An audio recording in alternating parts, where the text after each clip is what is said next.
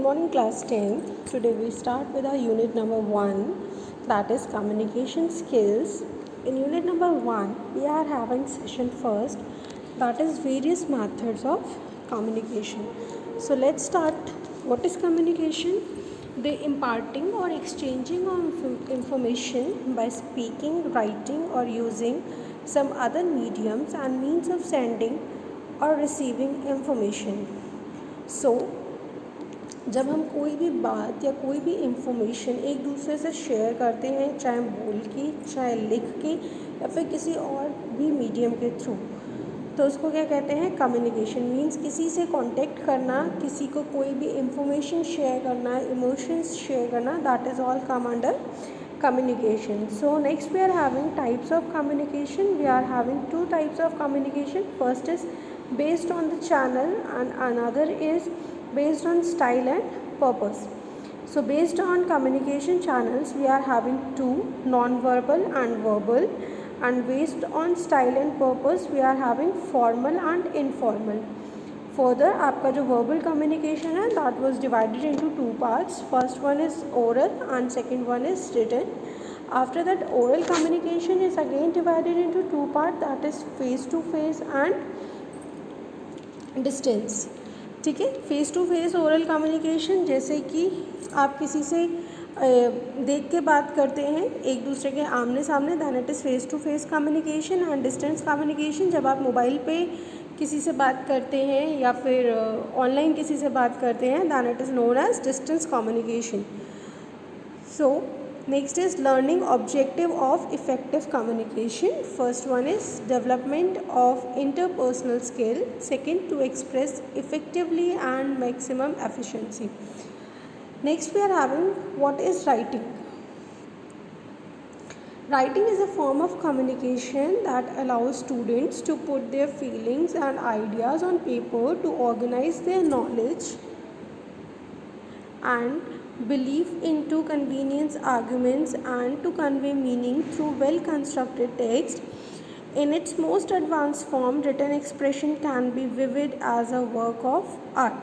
सो आपका राइटिंग क्या होता है? जब भी राइटिंग क्या है? It is also a form of communication in which not only the student but anyone can write their feelings and ideas on paper. जब हम किसी भी पेपर पे कुछ भी चीज़, कोई भी इंफॉर्मेशन, कोई भी फीलिंग्स, कोई भी आइडियाज़ को मैनेज लिखते हैं, then it is known as writing.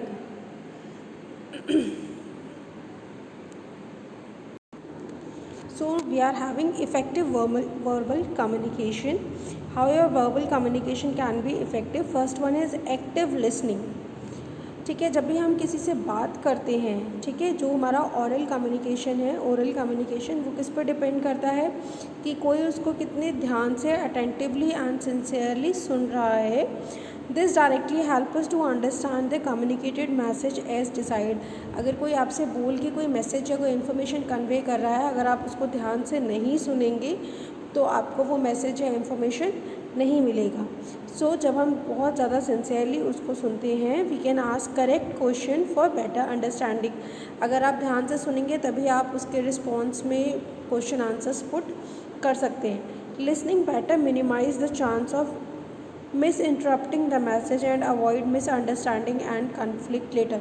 जब हम किसी की बात को सुनते हैं ओरली तो उसमें कन्फ्लिक्ट्स के चांसेस कम होते हैं, बिकॉज हमें पता है कि जब कोई बोल रहा है तो किस वे में बोल रहा है. क्योंकि जब हम लिखते हैं तो कभी कभी होता है हम गलत वर्ड्स यूज़ कर लेते हैं, जैसे कुछ वर्ड्स के सिमिलर वर्ड्स के दो मीनिंग्स हो जाते हैं, किस सेंस में क्या लिखा है वो नहीं समझ में आता है.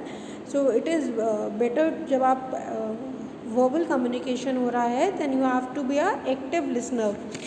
आपको ध्यान से उस चीज़ को सुनना चाहिए. Next is clarity on the background and the purpose of communication. एक अच्छे वर्बल कम्युनिकेशन के लिए आप जब भी बात करें तो बैकग्राउंड में क्लैरिटी हो, मतलब नॉइज़ नहीं होना चाहिए.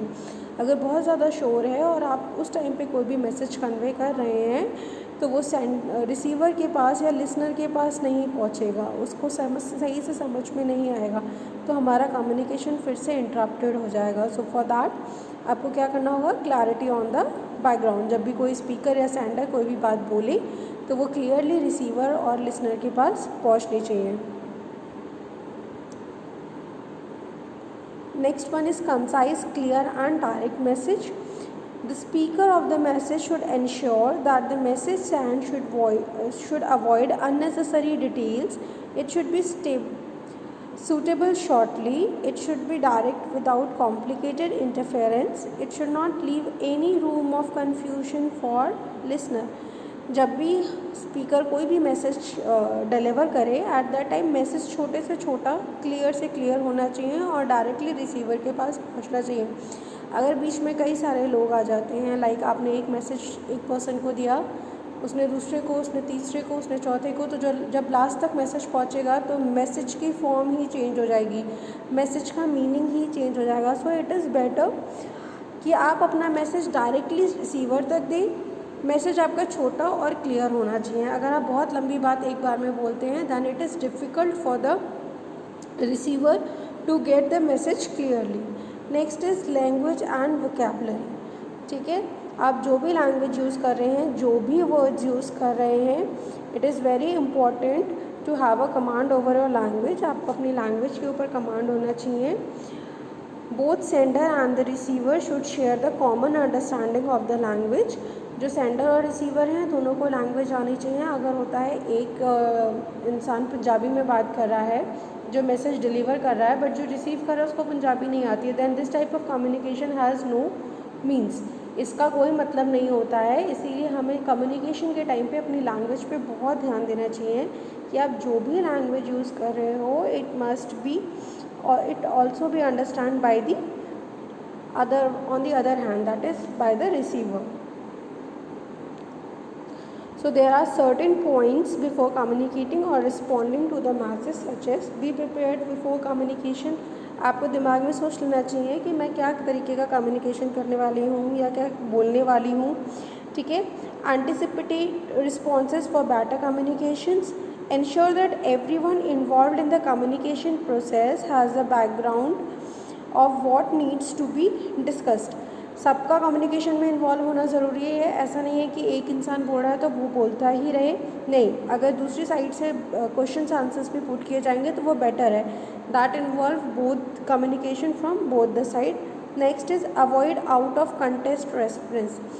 आप जब भी कुछ बात बता रहे हैं या किसी भी टॉपिक पे इंफॉर्मेशन कन्वे कर रहे हैं तो ध्यान रहिए कि आप जिस टॉपिक पे बात कर रहे हैं आप उसी टॉपिक पे बने रहें. ऐसा नहीं है कि आप अपना टॉपिक छोड़ के दूसरे टॉपिक पे मूव ऑन कर जाएं. Now next is non-verbal communication. Non-verbal communication occurs along with non-written verbal communication, oral, telephonic, video meetings, and greatly affect the verbal communication. Verbal communications refers to what is said, while non-verbal communication is how it has been said. So verbal communication refers to कि आपने क्या कहा है and non verbal communication कि आपने उसे कैसे कहा गया है.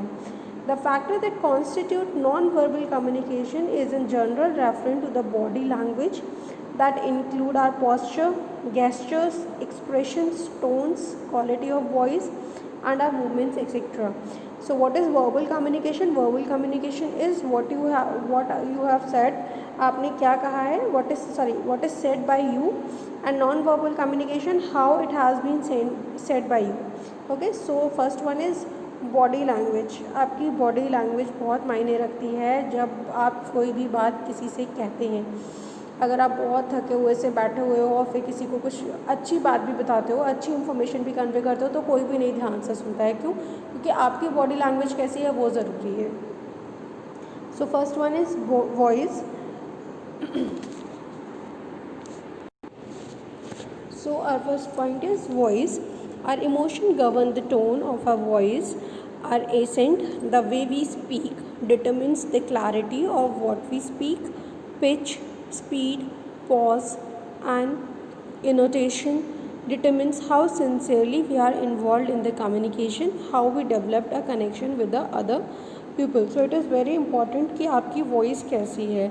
अगर आप किसी से गुस्से में बात कर रहे हैं या आप कोई भी पॉज नहीं ले रहे हैं या आप बहुत लाउडली बात कर रहे हैं, then it is not a sign of good communication. कोई भी आपको ध्यान से सुनना नहीं चाहेगा. Second one is eye contact.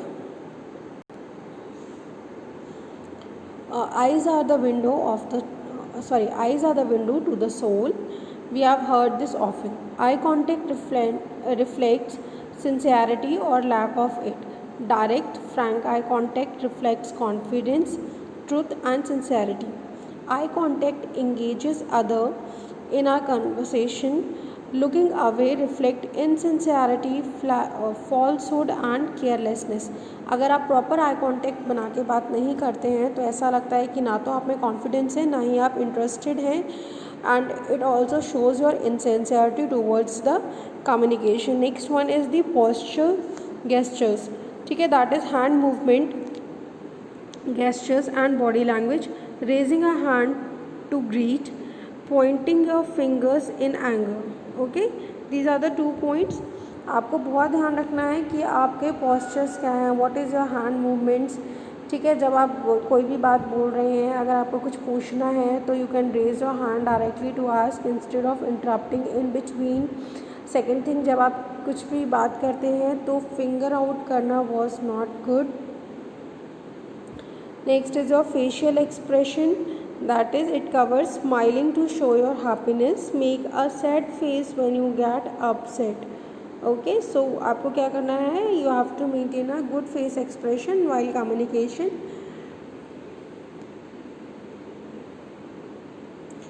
Frown, grimace, tense facial muscles, sad eyes, lack of smile are some negative facial expressions. Suitable smile, understanding, sincere eyes, corresponded and calm face make the positive facial expression and encourage people to connect with you. Okay, अगर आपका facial expression होगा तभी लोग आपसे connect करना पसंद करेंगे, but अगर आपका ही facial expression अच्छा नहीं है then it is, तो कोई भी आपसे ठीक से बात करना या फिर आपसे communicate करना पसंद नहीं करेगा.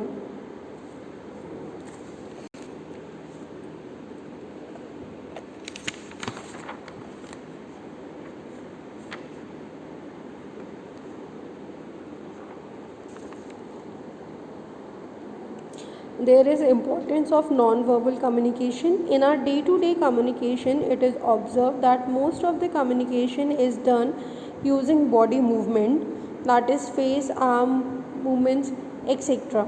And voice control. Voice control में आपका क्या कहेगा, आपकी voice की pitch क्या है, tone क्या है, pauses कितने हैं. Here is a diagram. This one. You have to note down this diagram in your notebook, and first of all you have to write the heading importance of non-verbal communication. Once you are finished with this, you have to make this diagram. Okay.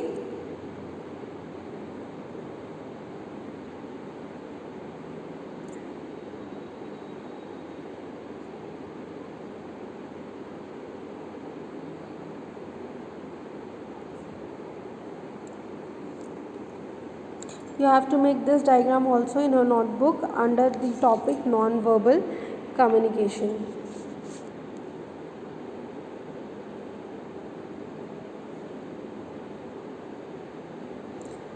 Before we move further, we have advantage and disadvantage of verbal communication. First of all, there are 7 C's of effective communication. हम किसी भी communication की बात करते हैं, whether it is verbal, non-verbal, formal, informal, anything, we must have read this 7 C's of effective communication. These are clear, concise, concrete, correct, coherent, complete, and courteous. First one is clear. Be clear about what you want to say. Next, use simple words and say only what is needed. उतना ही बोलें जितना ज़रूरी है, और कम ऐसे शब्दों का इस्तेमाल करें जो आसान हो बोलने में भी और समझने में भी. Next, use exact word and phrases. वही वर्ड या फ्रेजेस यूज़ करें जो बिल्कुल एग्जैक्ट सिचुएशन से मैच हो रहे हैं, जो ज़रूरी हैं, आसपास के नहीं घुमा के. Next, correct. Use correct spellings, language and grammar. Next, your word should make sense and should be related to the main topic. Next, your message should have all the needed information. Next, be respectful, friendly and honest. So these are the 7 C's of effective communication. You have to draw this diagram in your notebook. Here's the exercise.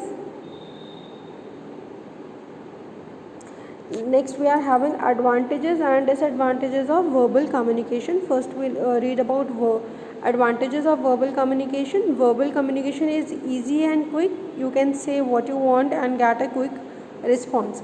So verbal communication में आपको जो कहना है आपने जल्दी से कह दिया और रिटर्न में आपको रिस्पॉन्स भी मिल गया. It is an easier form of communication when you have exchange ideas. You keep changing your communication as per the other's person reply. Next is disadvantage. The most common disadvantage of verbal communication is the culture difference between the sender and the receiver of the information. These difference may be due to the use of different languages. Verbal communication में सबसे बड़ा disadvantage क्या होता है, हम language क्या use कर रहे हैं. आपने जो language यूज़ की क्या वो दूसरे को भी समझ में आ रही है. Inability to understand the colloquial phrases. आप जो phrases बोल रहे हैं जैसे मुहावरे हो गई, लोकोक्तियाँ हो गई, क्या वो दूसरे को भी समझ में आ रही हैं. Used by the other individual and the accent. कभी कभी ऐसा होता है कि एक वर्ड को बोलने का अलग अलग तरीका होता है. कुछ लोग प्रोनाउंसिएशन कहते हैं, कुछ लोग प्रोनंसिएशन कहते हैं. So it all depends upon कि किसकी कैसी प्रोनंसिएशन है, कौन वर्ड्स को कैसे यूज़ कर रहा है. This is known as the accent. Okay, कुछ वर्ड्स होते हैं जो अलग अलग एसेंट्स में अलग अलग तरीके से बोले जाते हैं. Since verbal communication depends upon words, sometimes the meaning became confusing and difficult to understand if the right words are not used. So this is a disadvantage of verbal communication. हम जो words यूज़ कर रहे हैं, हम जो phrases use कर रहे हैं, the language we are using, क्या वो दूसरे को भी समझ में आ रही है या नहीं आ रही है.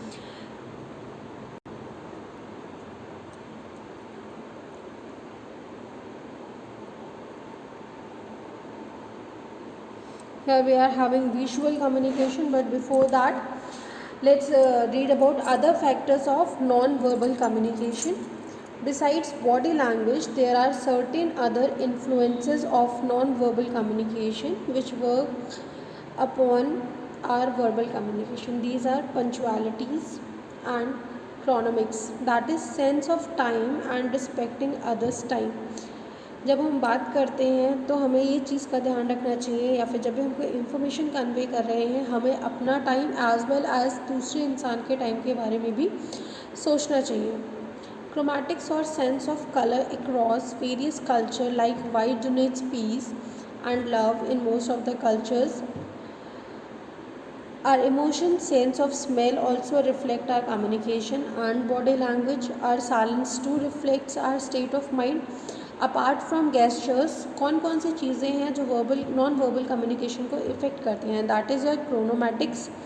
ओके, दैट इज़ आप कैसे टाइम मैनेजमेंट करते हैं. आफ्टर दैट आपका आता है यूज़ ऑफ कलर. जब भी हम कम्युनिकेशन करते हैं कि हम किस टाइप के कलर्स, मतलब अगर रिटर्न में कुछ लिख रहे हैं तो किस टाइप का कलर्स यूज़ कर रहे हैं. ठीक है. Next is state of mind. आपका स्टेट ऑफ माइंड कैसा है. आपका जो साइलेंस है, जब भी हम किसी से कम्युनिकेट करते हैं अगर सामने वाला इंसान नहीं बोलता है देन वी फील कि वो कम्युनिकेशन के या फिर वो कम्युनिकेशन नहीं करना चाहता है. ठीक है. It shows a negative attitude towards the communication. So these are the some other factors that affects our non-verbal communication. Now let's learn about the visual communication. Visual communication involves visual symbols, graphics, signs and charts. Traffic signs and public signs are the most common examples of these. Okay, so जो आपका visual communication होता है ये होता है देख के किसी से communicate करना. मतलब कोई इंसान नहीं है बट फिर भी कुछ चीज़ें कम्युनिकेट हो रही है, मतलब कोई ना कोई इन्फॉर्मेशन कहीं से कहीं पास हो रही है. So here is the table for visual communication. First one is traffic symbol which communicate not to blow horn. Second, traffic lights, red for stop, yellow for wait and green for go. Sign for ladies and gents toilet. Sign shows railway crossing. Sign for inflammable substance. Sign for slippery surface. Sign used to pause a video or audio file in smartphones and computers. Sign which communicates that the area is no smoking zone. So these are the signs that communicate some information, आप symbols को देखते हैं फिर आपको पता चलता है, तो सिम्बल्स के थ्रू कोई ना कोई इन्फॉर्मेशन कन्वे हुई, और सिम्बल्स देखना, दैट इज़ विजुअलाइज करना. Okay, so this is visual communications.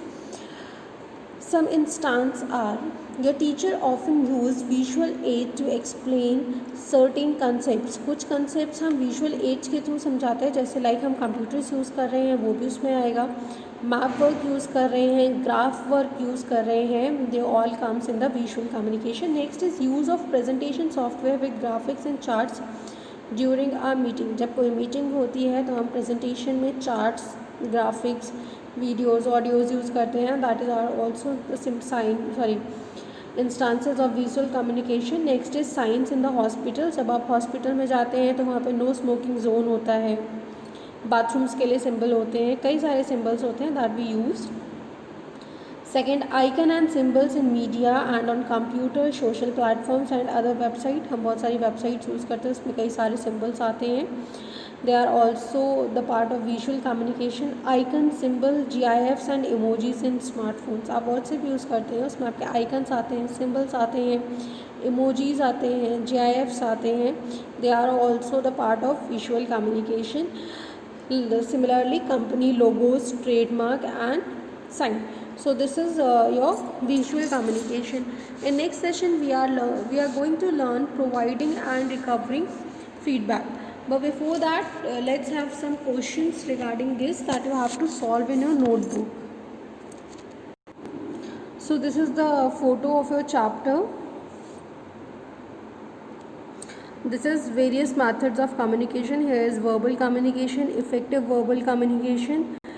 Next is the exercise question. First question is, what do you mean by oral communication? List the things we should keep in mind while communication orally. How does body language influence our communication positively? How does body language influence our communication negatively? Explain the role of non-verbal communication in our to communication. What are the importance and limitation of visual communication? Next, list the meaning of any 10 signs and symbols you have seen around in public place. बेटा जो last वाला question है, in this question you have to also write the signs also. जो भी sign और symbol आप